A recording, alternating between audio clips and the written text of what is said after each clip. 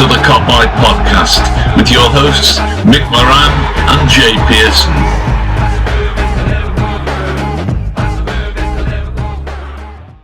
Hello everybody, welcome back to the Kopite podcast. As usual, it's Jay and Mick who are bringing you this from separate rooms again. It's heartbreaking. It's absolutely heartbreaking, but a lot can happen. A lot can happen in a week.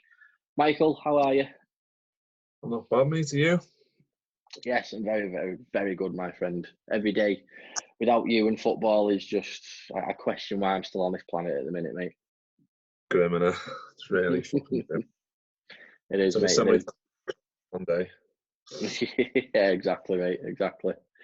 But a lot can happen in a week, pal. Obviously, we had a cool little episode last week with Mr. Pajak from the Redmen TV. So, Chris, thank you very much for being on that, mate. And we spoke about the main topic was obviously the furlough decision.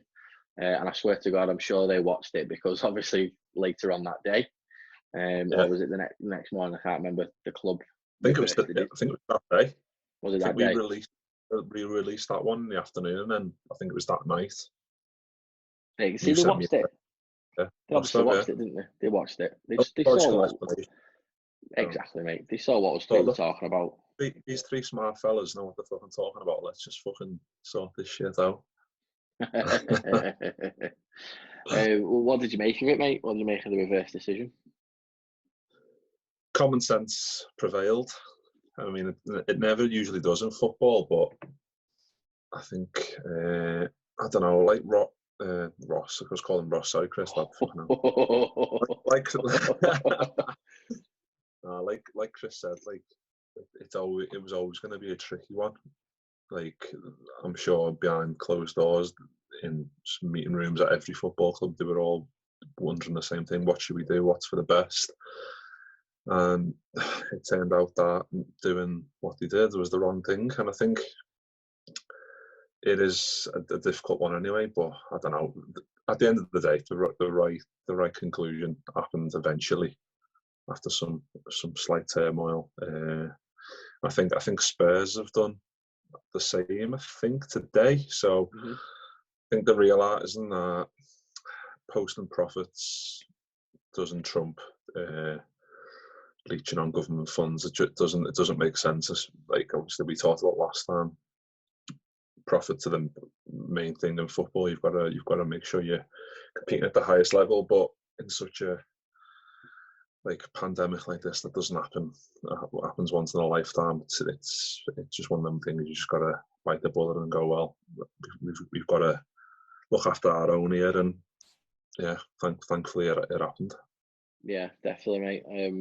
Like you said, common sense prevailed, and there was a good statement that Peter Moore put out. And as I was reading it, I was a bit like, hang on, what are they saying here?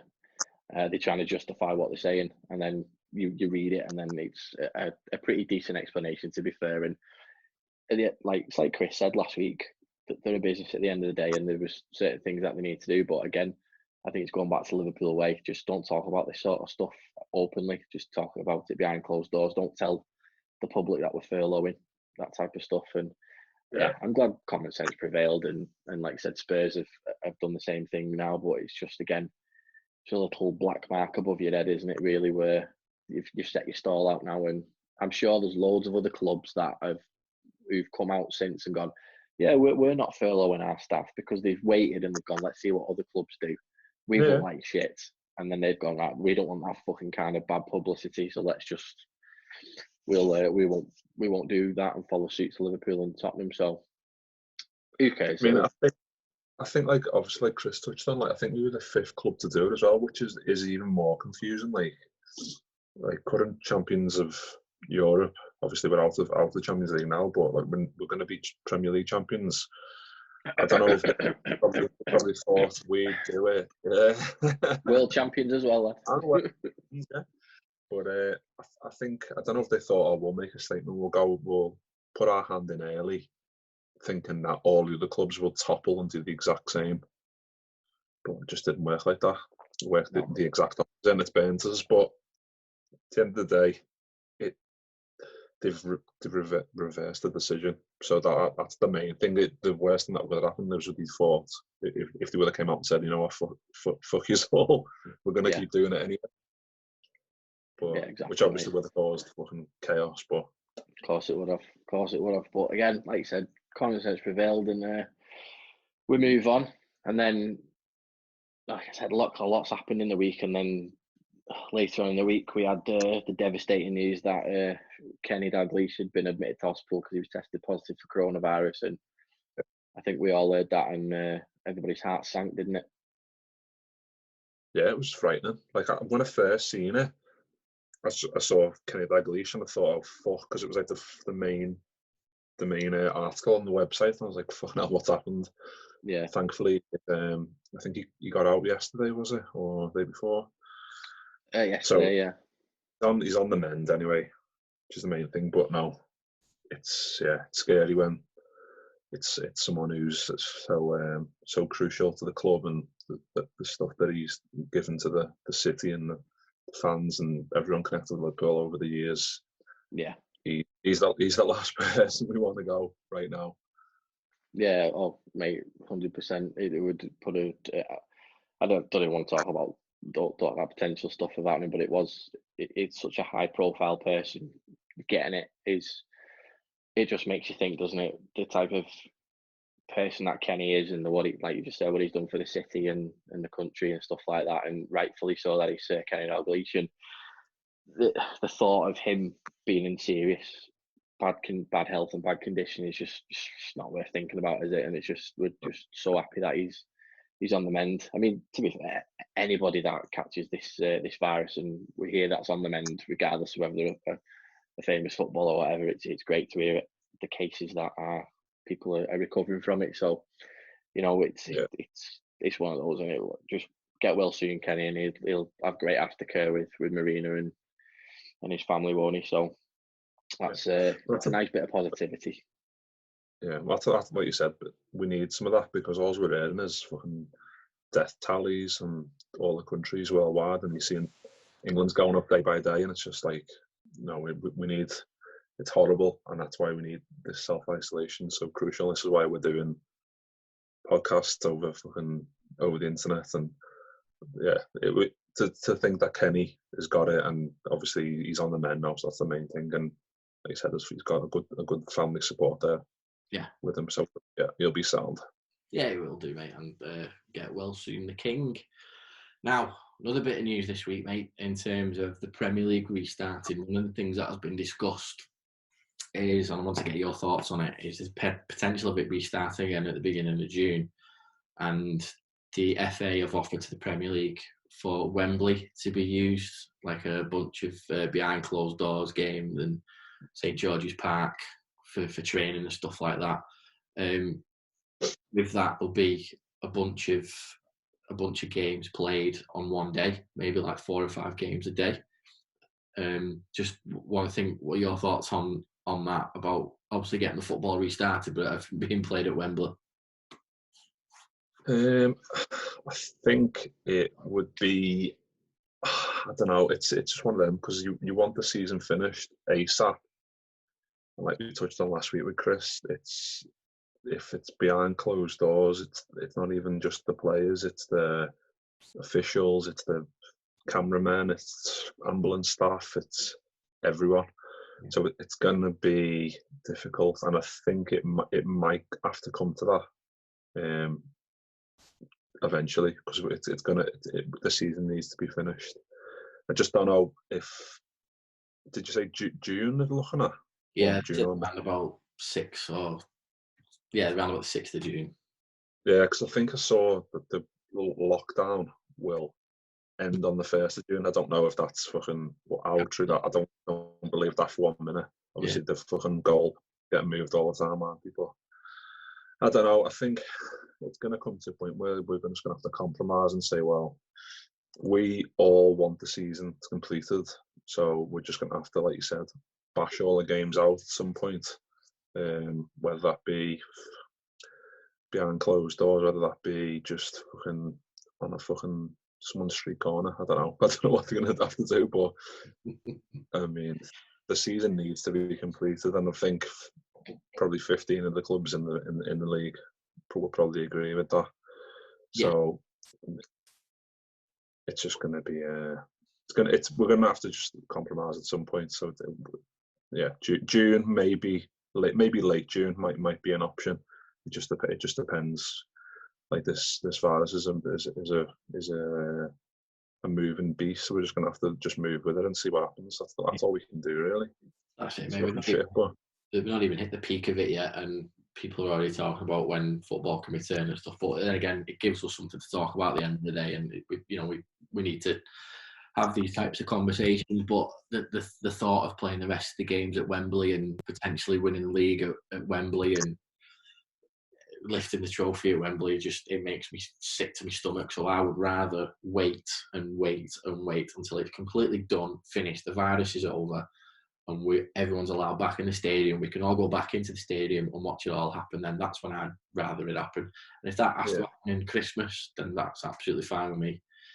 I understand that it'll interrupt the start of 2021 season, but you got to get this one finished before we can start the next one. So yeah, I don't want it to happen anywhere else apart from Anfield. So if it takes longer, I don't care. That's my opinion anyway. Yeah. No, like you said last time as well, even if we do end up playing it behind closed doors at Anfield and then do the trophy lift to start the next season or whatever, even just something like that, like we can't. It's just we're in the position where we have another fucking Premier League for 30 years. So, and obviously I've got our rose tinted glasses on, but we've got to play these games at our grounds, or it's I don't know. It's so difficult to judge, isn't it? Because on one hand you're like, well, when the game's finished, so play them whenever you can. But then you're thinking, well, they need to be played at our ground and like neutral environments. It won't really work at a neutral environment because it's so many pros and cons, and it's just fucking trying to fucking juggle 17 balls at once. It's just impossible. Yeah, exactly. Let's just forget about it until the lockdown's finished and everyone's safe to interact with each other again, and everyone can go back to work, and that means everyone can go to the stadium and we can just crack on. And that's what I would like to see anyway. We like we said last week, mate. We've waited 30 years. I don't mind waiting another 6 months. Yeah. That's if we still win the league. We're 25 points clear. And, City have got a game in hand. You never know. Oh yeah, those 6 points we need. Fucking hell, it's gonna be difficult. It seems like a long time ago, doesn't it, when we were doing that, bashing out them pods, going, "What's your score prediction going to be?" Another Liverpool win. Yes, I know. It seems like a lifetime ago, doesn't it?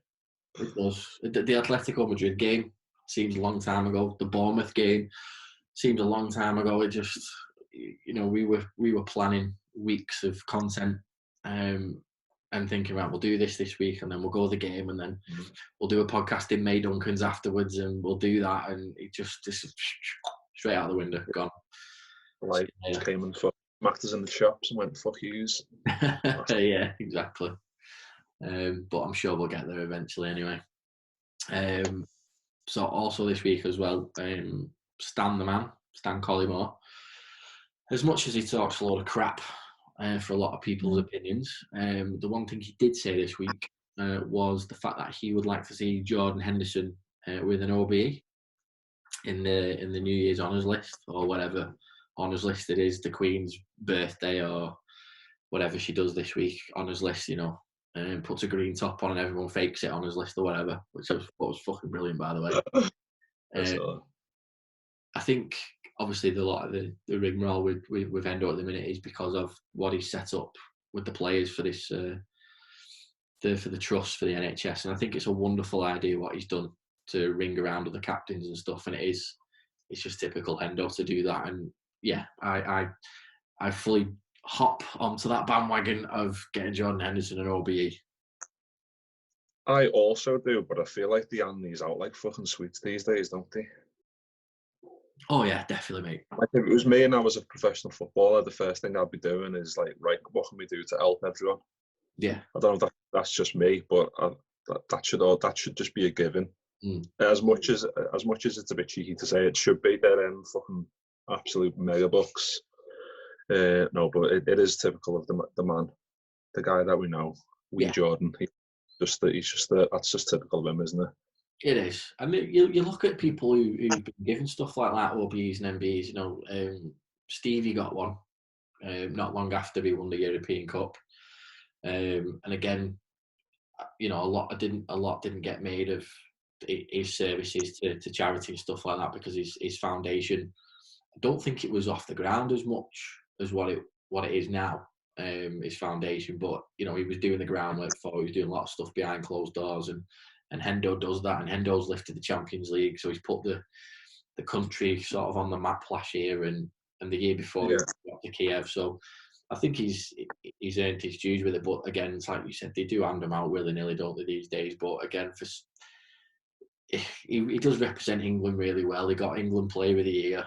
You know, these sort of things shouldn't really go unnoticed, should they?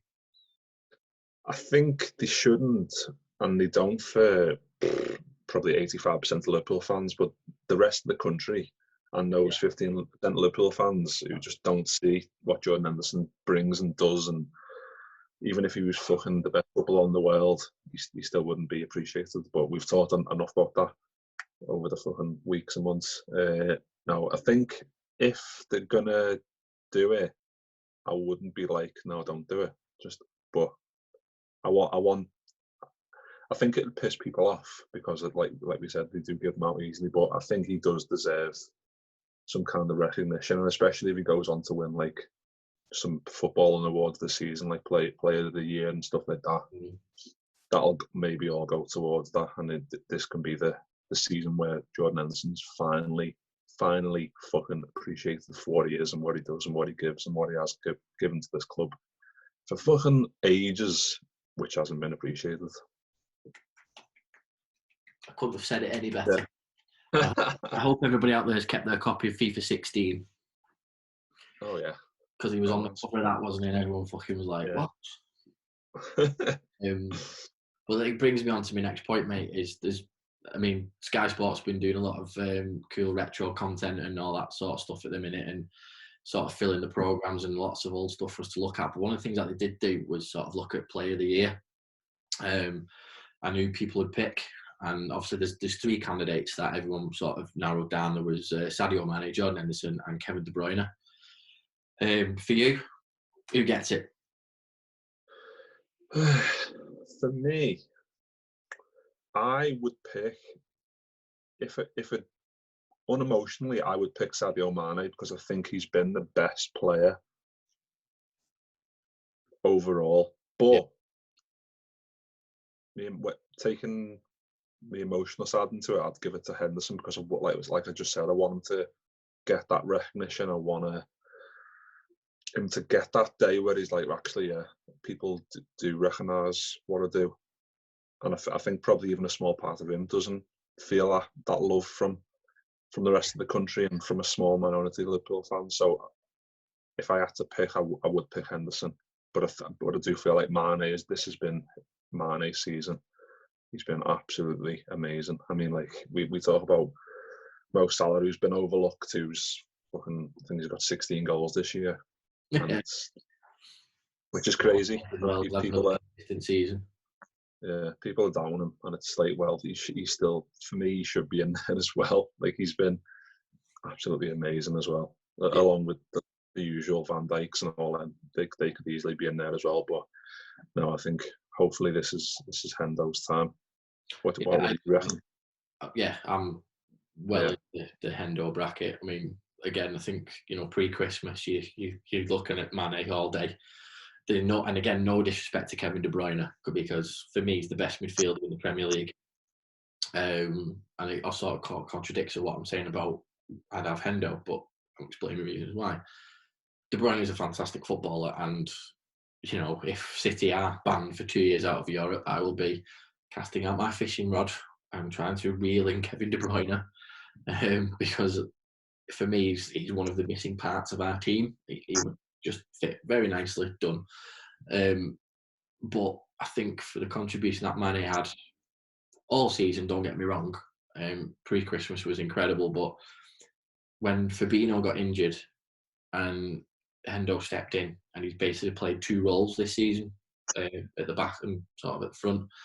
Gone to the World Club Championship and played centre half for us. He's basically just, blood, sweat and tears into this team, and to deliver our first Premier League title, hopefully, touch wood and all that sort of stuff, and for him to lift it, get Footballer of the Year, Football Writers Player of the Year, for me, that would be one of the most perfect stories ever. They could fucking write books on it.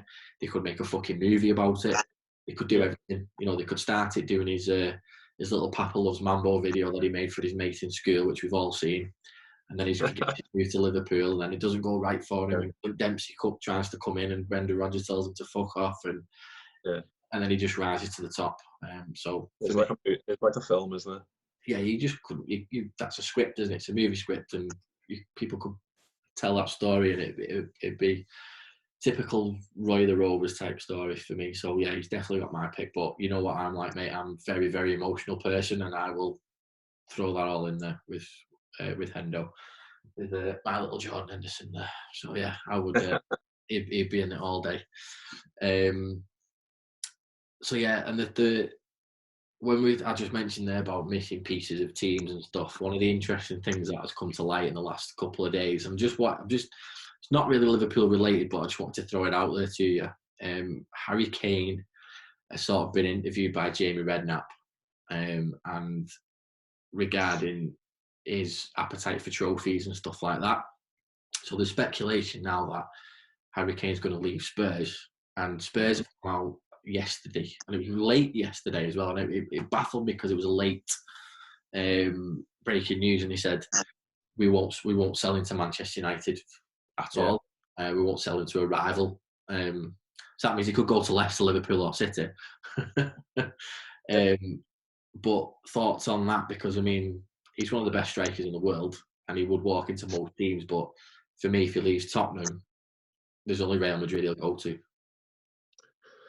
Yeah,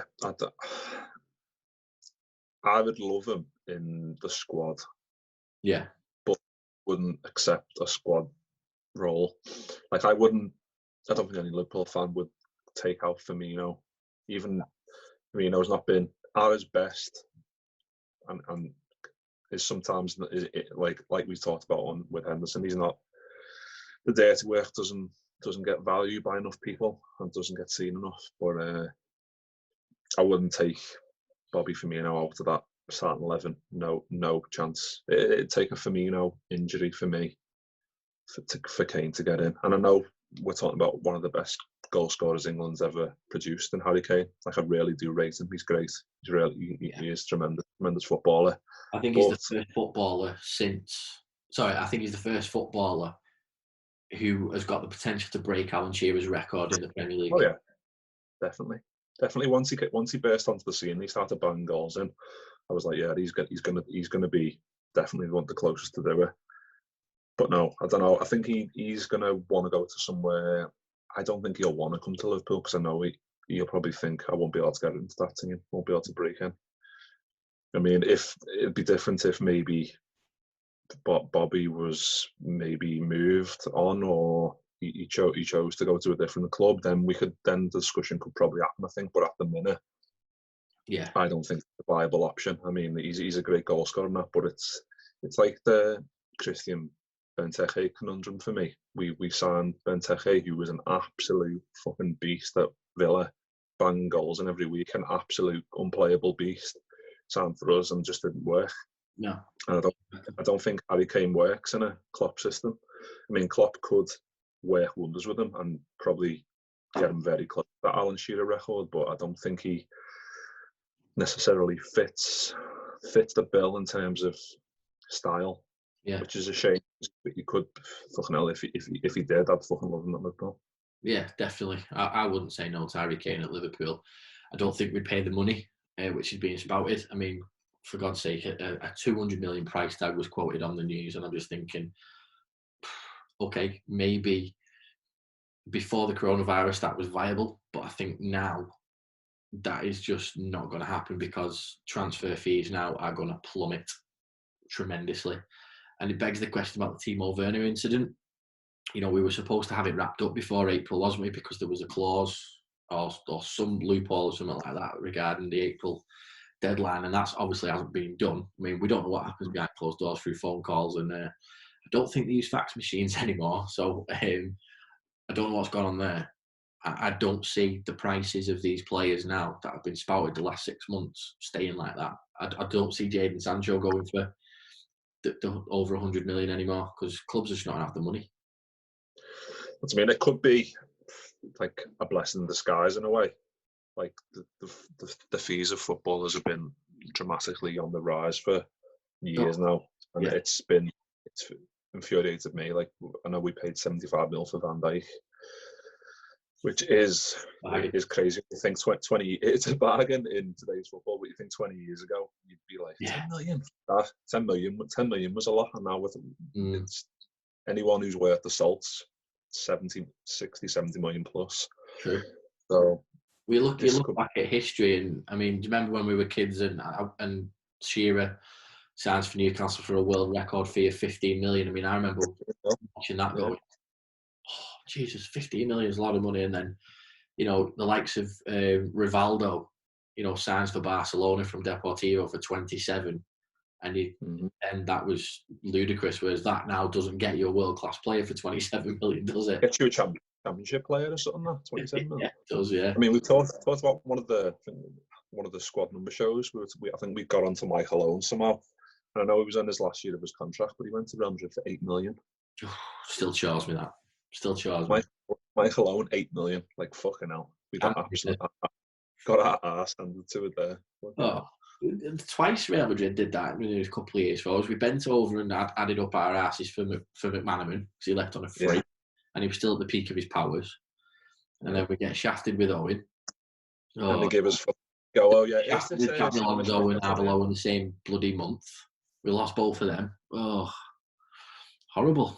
And they sold Antonio Nunes as well, thinking he's going to be the big thing. He was fucking shite. He was. Fucking. Yeah. Oh, I'll tell you, when we get to that number on the squad number show, we're going to skip him. Talk about him. Even though we had a Michael Owen at one point.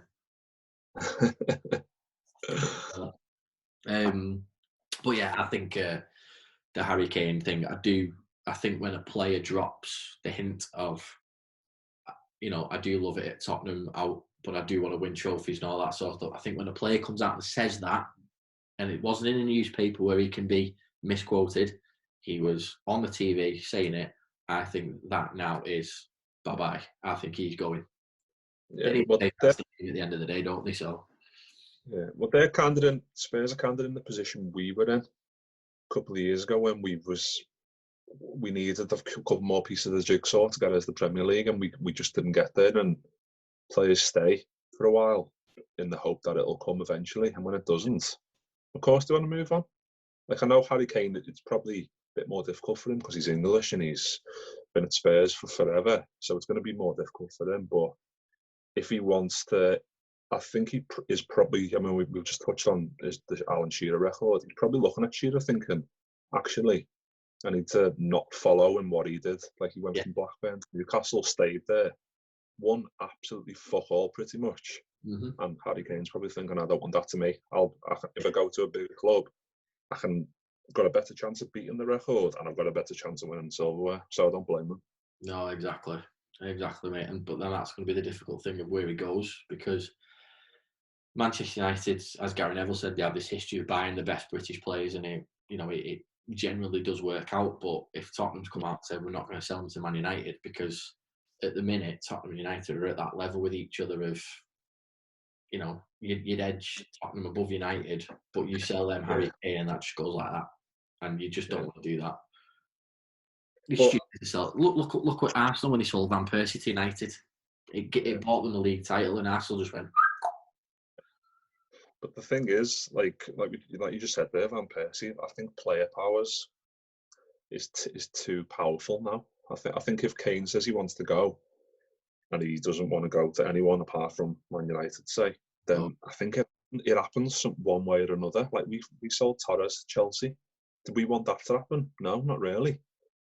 Well, if he wants to go. If he wants to go to a club, what are we going to do? Have him sat there in the reserve, rotten? It's not viable, as we touched on fucking Liverpool as a business. It's not viable for any business to just keep a top player sat in the reserves for the money that you'd waste. So I think if he wants it to happen, it'll happen, and it'll greatly. I hope it doesn't, because it'll greatly increase Man United's prospects of getting Champions League football every year. And that's what we don't want. We want them to suffer a bit long, because we fucking did as well. So they deserve a bit of fucking downtime.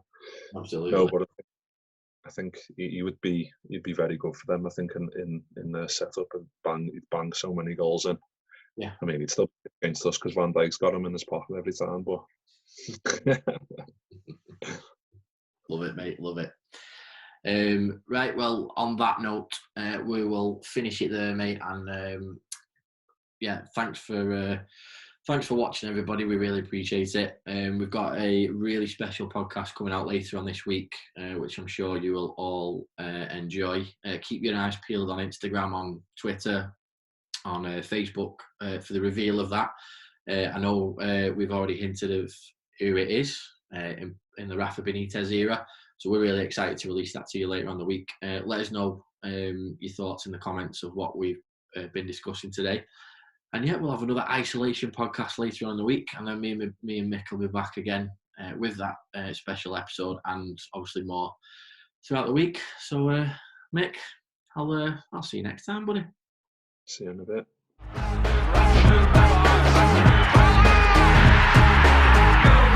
Go,